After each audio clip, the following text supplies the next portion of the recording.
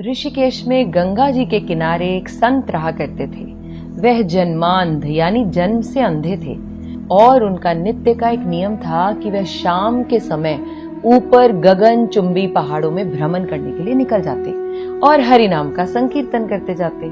एक दिन उनके एक शिष्य ने उनसे पूछा, बाबा आप हर रोज इतने ऊंचे ऊंचे पहाड़ों पर भ्रमण हेतु जाते हैं, वहां बहुत गहरी गहरी खाइयां भी हैं और आपको आंखों से दिखलाई नहीं देता, क्या आपको डर नहीं लगता?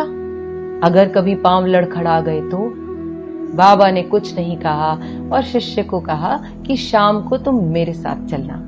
पहाड़ों के मध्य थे और बाबा ने शिष्य से कहा, जैसे ही कोई गहरी खाई आए तो बताना।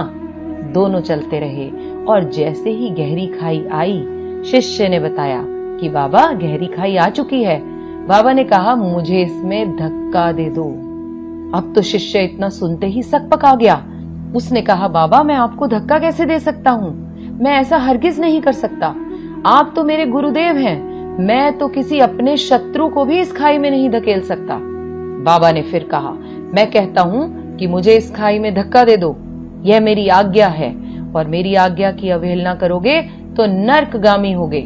शिष्य ने कहा, बाबा मैं नर्क भोग लूंगा, मगर आपको हरगिज इस खाई में धक्का नहीं दे सकता, नहीं धकेल सकता मैं आपको इस खाई में। तब बाबा ने शिष्य से कहा, रे नादान बालक, जब तुझ जैसा एक साधारण प्राणी मुझे खाई में नहीं धकेल सकता तो बता मेरा मालिक भला मुझे कैसे खाई में गिरने देगा? उसे तो सिर्फ गिरे हुओं को उबारना आता है, गिरे हुओं को उठाना आता है। वह कभी भी किसी को गिरने नहीं देता।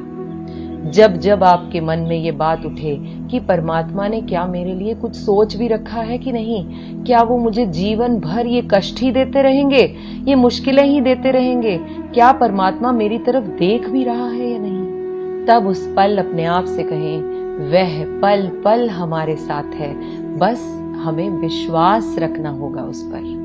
मेरी हैसियत से ज्यादा मेरी थाली में तूने परोसा है, तू लाख मुश्किलें भी दे दे मालिक, मुझे तुझ पर भरोसा है। अब इंसान है, कभी कभी तो यह विश्वास भी डोल जाता है। जैसे ही डोलने लगे याद करें यह मेरी स्टोरी और हाथ जोड़कर उस परमात्मा को शुक्रिया करें। हर